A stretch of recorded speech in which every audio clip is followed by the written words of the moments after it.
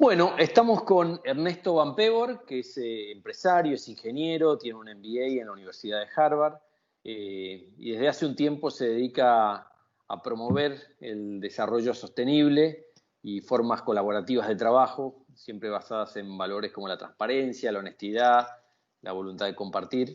Bueno, sería como muy articulado y largo explicar lo que hace el propio Ernesto, así que lo voy a dejar que él entre en más detalle. Pero muchas gracias, Ernesto. Gracias por tu tiempo.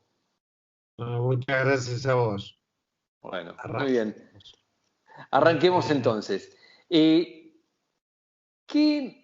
Ahora leí hace poco un artículo interesantísimo que escribiste, así que te voy a llevar quizá por ahí y vamos a ir comentando los temas que quieras, pero hablabas de un paradigma que se está rompiendo.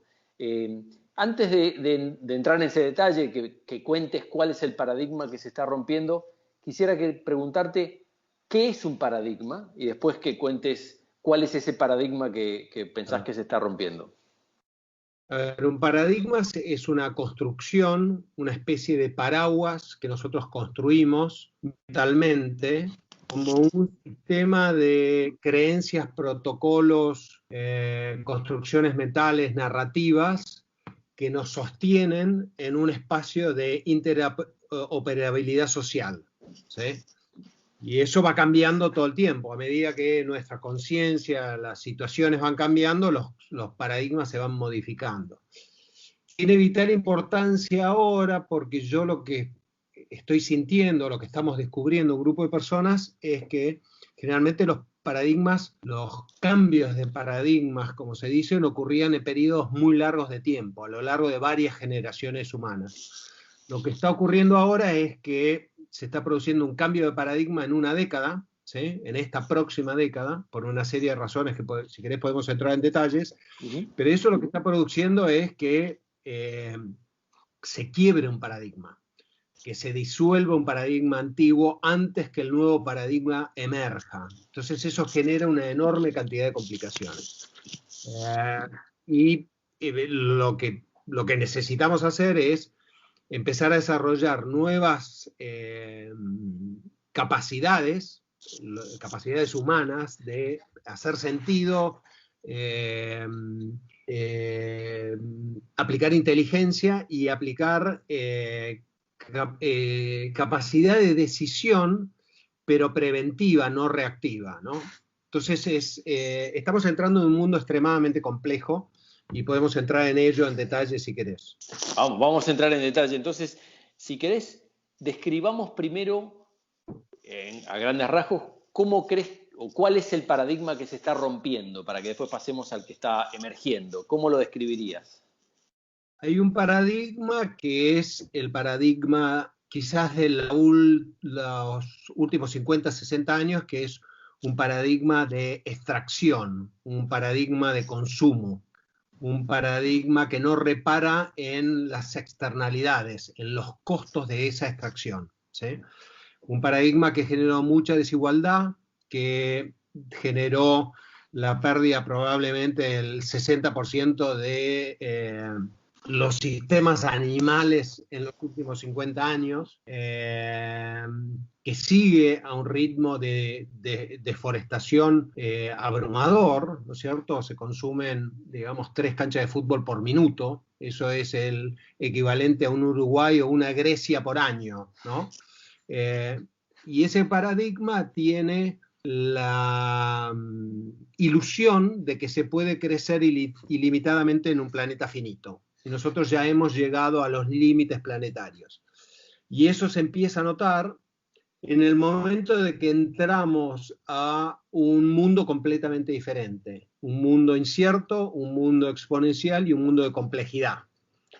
Entonces ese paradigma ha chocado contra una pared. No nos hemos dado cuenta todavía todos que esto ha sucedido y por ende se está derrumbando.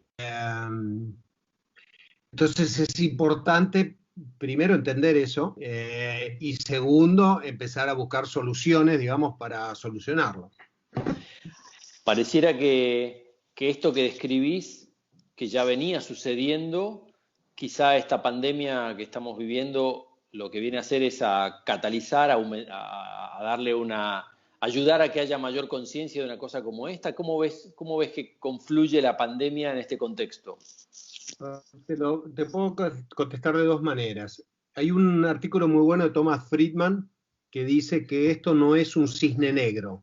Un cisne negro es algo que ocurre inesperadamente, ¿no? Él dice que no, que nosotros esperábamos pandemias hace tiempo, que esto es una estampida de elefantes negros y es el primero de varios, ¿no? Que algunos de nosotros ya los veíamos venir. Por suerte fue muy leve esta pandemia, ¿no?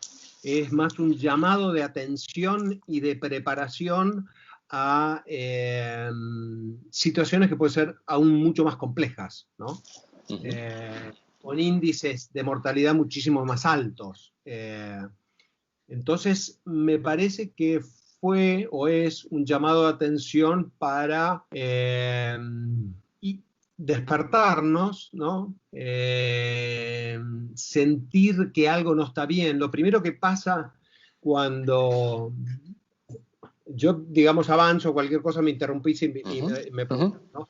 Pero lo primero que pasa cuando vos descubrís el cambio de paradigma es que llegás como a la pared, a la frontera límite de ese paradigma, ¿no?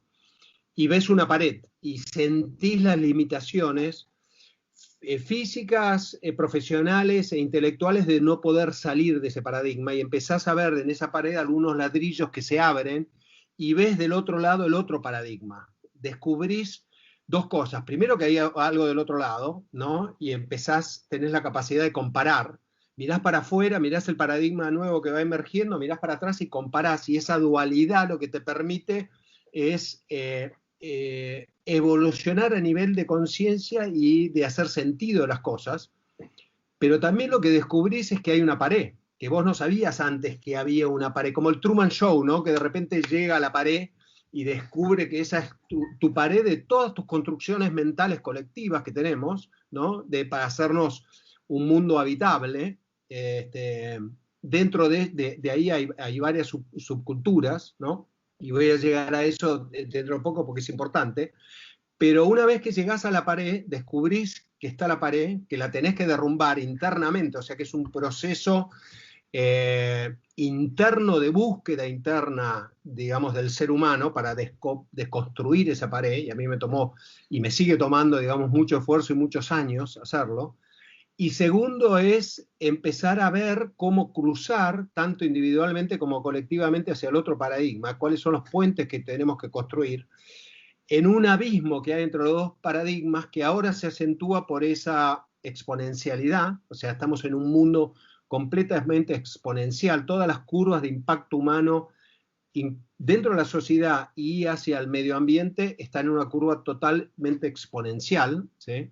Podemos entrar en lo que significa, digamos, la exponencialidad con algunos ejemplos, pero además de incertidumbre total. O sea, esta pandemia lo que nos hace sentir es que estamos en un mundo complejo y totalmente incierto. No sabemos cuál es el próximo elefante. Podemos diferenciar quiénes son los elefantes, pero no sabemos cuál viene primero, si es el cambio climático, si es la caída, digamos, de los sistemas como lo conocemos, si es la inteligencia artificial, si es el Singularity Moment de Ray Kurzweil. Hay un montón de cosas que están en este futuro adyacente, ¿no? Que es ese futuro que todavía no llegó, pero que está del otro lado de la pared, muy, muy cerca de nosotros, que tiene múltiples posibilidades de ocurrencia. O sea, nosotros podemos como civilización tener un upgrade o un downgrade. Todavía no sabemos, digamos, cuál de las dos cosas va a ocurrir. Yo soy optimista. Vamos a tener alguna turbulencia en el medio, ¿no? Y sobre todo en esta década. Se dice que esta década es la década más importante de la humanidad, porque lo que no hagamos esta década va a tener repercusiones por siglos o milenias, ¿no? A nivel de cambio climático, a nivel, digamos, de cómo nos posicionamos frente a la inteligencia artificial, que en algún momento, como decía Hawkins, la inteligencia artificial nos va a ver como una especie peligrosa, ¿no? Y va a decidir si tiene sentido que la raza humana forme parte de la ecuación de la inteligencia artificial, y se hicieron muchísimas películas sobre eso, ¿no?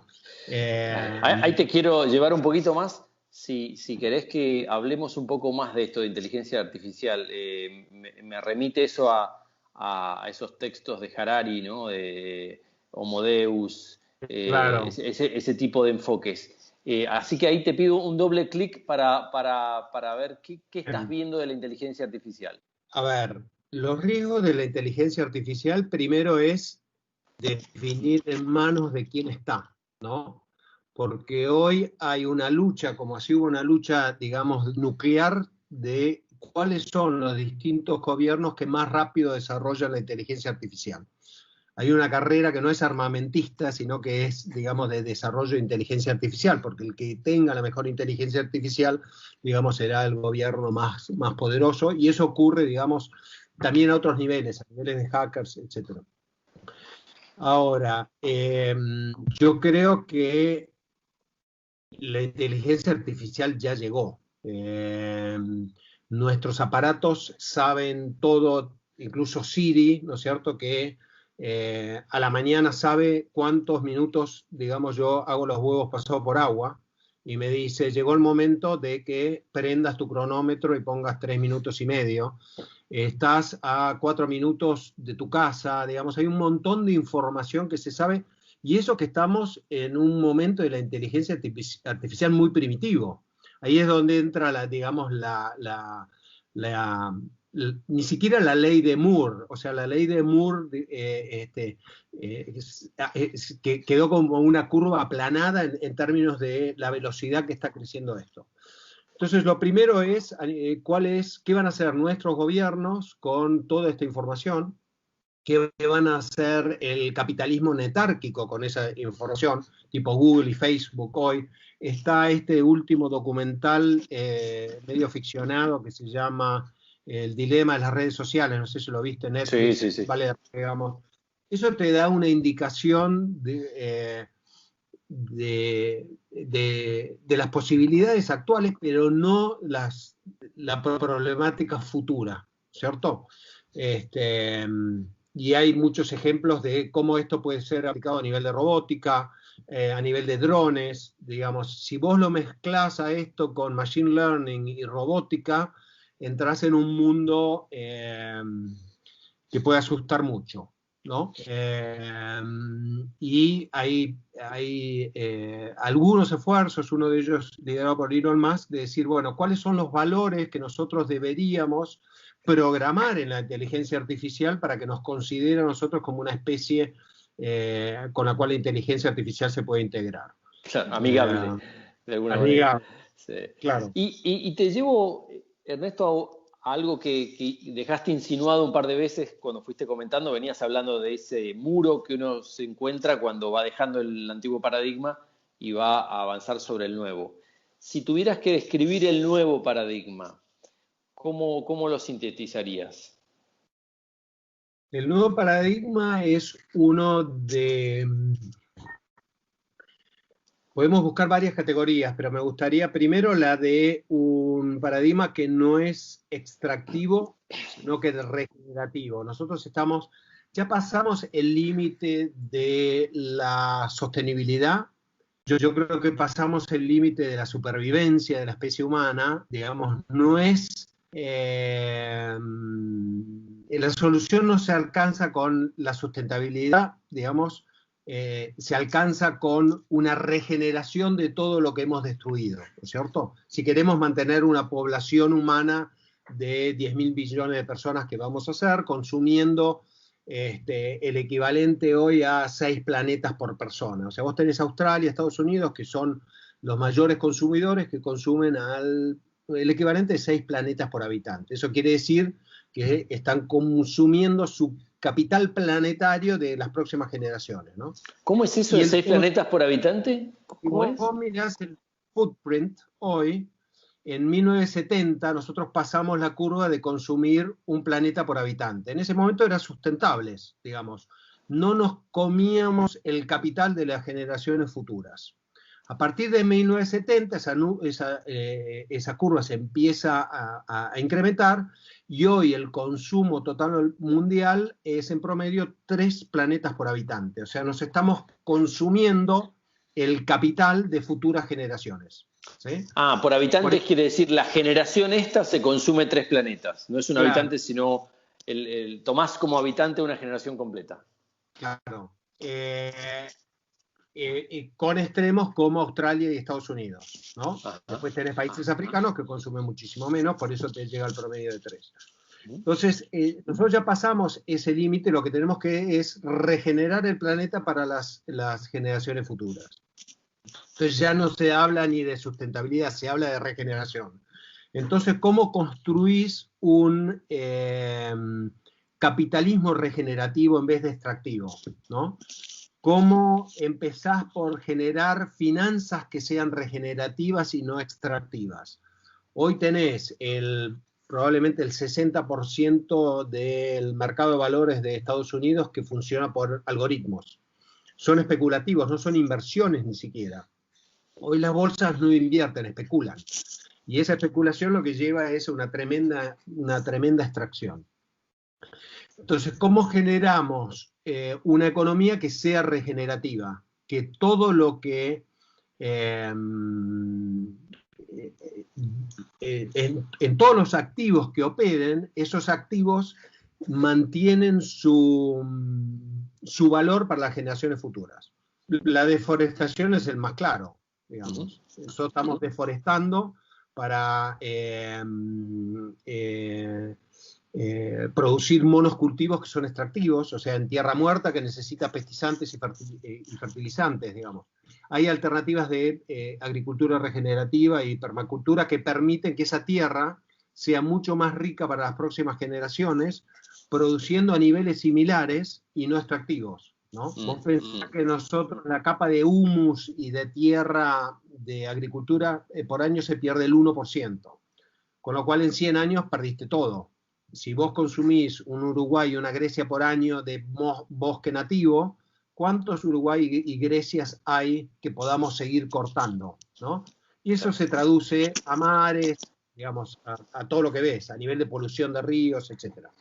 Entonces, como no podemos crecer infinitamente en un planeta finito, tenemos que encontrar formas de producción y de organización completamente diferentes, y eso es un cambio de paradigma. Que nuestra estructura y construcción y el cuento que nos contaron y que el cuento que nos construimos para nosotros mismos no nos permite entenderlo porque estamos dentro de esta construcción. Es lo mismo que nosotros somos 2 peces que estamos dentro de una pecera y yo te digo, che, qué lindo el aire. Y vos me mirás y me decís, ¿qué aire?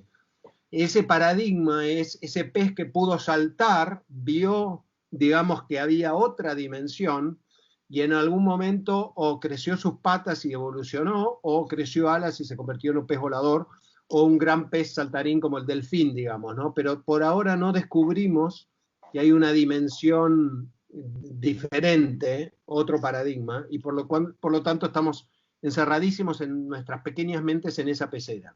Y Ernesto, antes de pasar a lo que te quiero preguntar, que es cómo salimos de esto, porque es preocupante el panorama en ese sentido, te quiero preguntar cómo distinguís un deseo o una necesidad, deberíamos cambiar de paradigma porque el actual no es sostenible, de una realidad, de algo que puedas describir.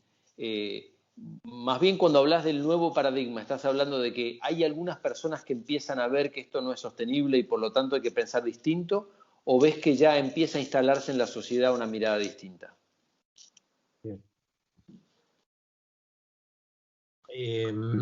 Hay gente que ya cruzó el puente hacia el otro paradigma. Eso es lo maravilloso, ¿no? Cuando vos descubrís que esto era solo una pared mental, ¿no?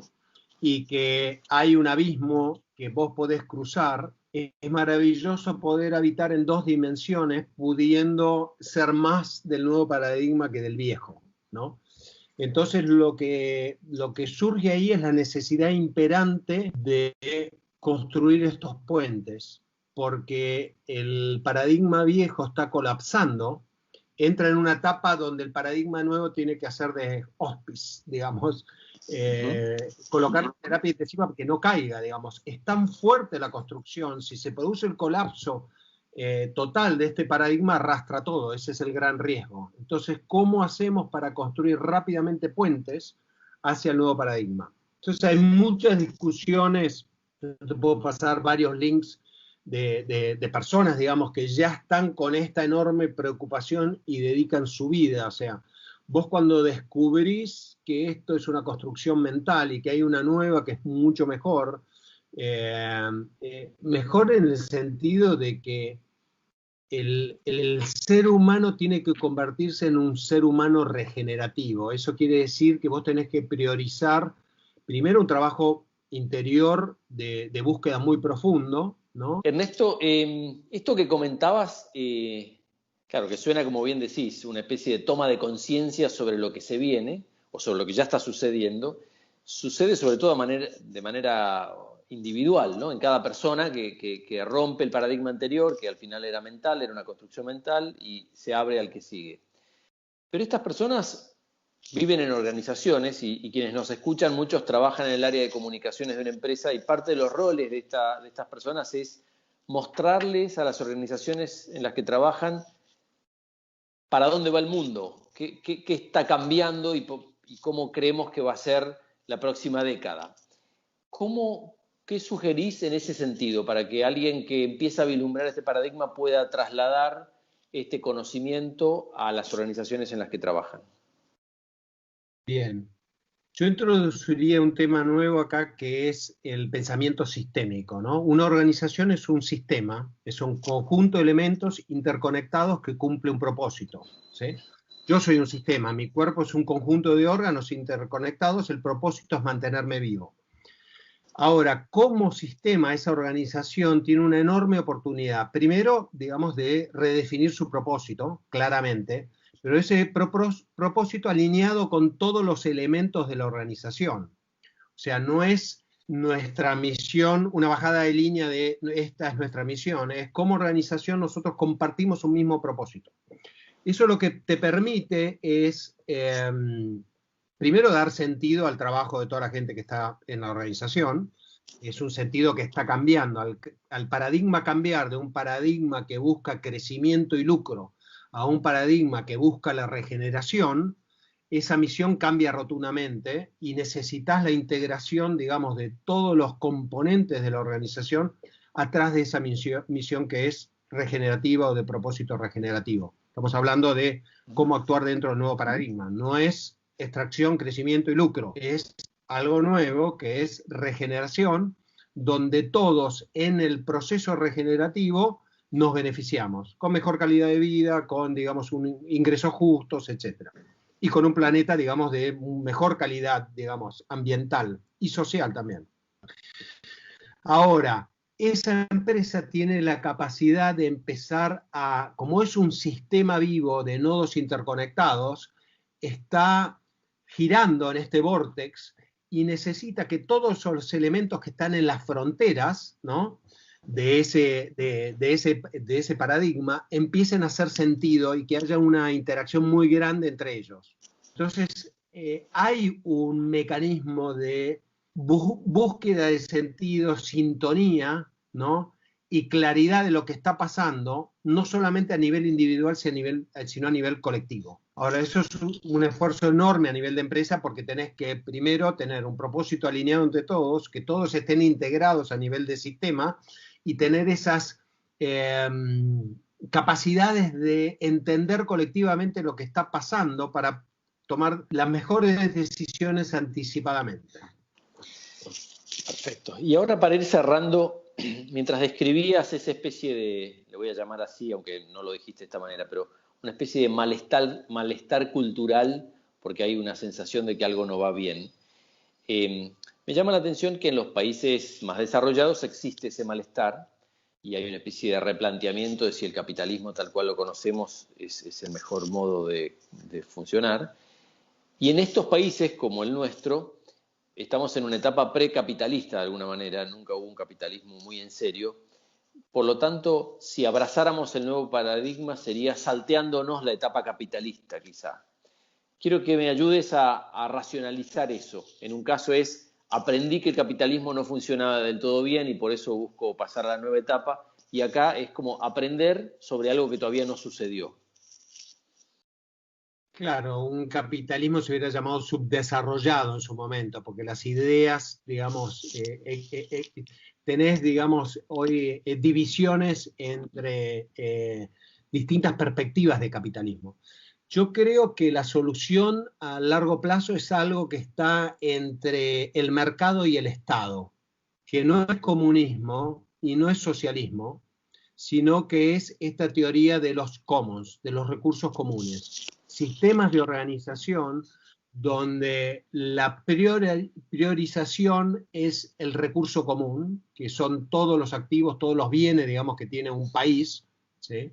O una región eventualmente, y aplicamos esas reglas donde es importante, digamos, primero el consenso, la búsqueda de consenso, la búsqueda de diálogo, la búsqueda de que todos pueden co-construir ese sistema de organización, ¿no es cierto? No hay divisiones, digamos, se necesita una total integración para lograrlo. Y eso se da, hay miles de ejemplos de áreas de pesca, digamos, y no se está dando ni en el Amazonas ni en los océanos, digamos, pero vos tenés recursos en distintos lugares del mundo de personas que se dieron cuenta, digamos, que el sistema tal cual, digamos, no funcionaba, sobre todo en áreas de pesca, ¿no? De repente todos pescamos, todos extraemos, nos dimos cuenta de que lo que nos daba lo que nos mantenía, digamos, económicamente viables está desapareciendo y nos pusimos de acuerdo y creamos un nuevo sistema y eso lo que hace es que vuelva, digamos, con fuerza el recurso. Lo administramos de una manera diferente, ¿no? Priorizando la salud del recurso y el crecimiento del recurso. Me parece que esa es una tendencia que viene a reemplazar, digamos, estas polaridades que tenemos hoy. Tiene que haber algo en el medio, digamos, que esté basado en reglas claras, que esas reglas las podamos discutir entre todos. Va mucho más allá de una democracia, ¿no? Es un sistema, creo que da para otra charla, si querés hablar de los commons. Yo tuve la suerte de sentarme en un tren con Elinor Ostrom en el 2010 en Suecia, en un viaje de 4 horas, y fue como lo que despertó mi búsqueda, digamos, a tratar de entender este nuevo sistema de organización. Pero por ser un cambio de paradigma, todo lo que yo te diga, tomalo con pinzas, porque no hay nadie que te pueda decir cómo ese paradigma se va finalmente a consolidar, porque recién está emergiendo, y por eso es un paradigma distinto. Cualquier cosa que nosotros tomemos y tratemos de reformular de lo que tenemos ahora, es parte de la misma lógica, la estamos llamando de una manera distinta. Entonces, lo maravilloso de esto es que lo que vaya a surgir está surgiendo, y todavía no tenemos ni idea porque se va a construir con sistemas, protocolos, y es una nueva metaconstrucción, ¿sí? Que aún no está definida y que está emergiendo. Eso es lo maravilloso de esto. Claro, claro. Que lo estamos imaginando y lo estamos creando porque llegamos al límite del paradigma actual. Exacto. El que pida precisiones es que no está entendiendo que todavía no están definidas porque estamos justamente en la transición. Bueno, Ernesto, te agradezco muchísimo y el hecho de que esto esté en movimiento además es un motivo más para hablar con vos seguro en unos meses de nuevo y que nos vayas dando tu punto de vista sobre cómo ha ido evolucionando esto. Así que muchas gracias de nuevo. Gracias a vos, gracias a vos. Espero que conversemos, digamos, cuando estos puentes ya estén construidos y creo que va a ser muy pronto. Un abrazo. Chao, hasta luego.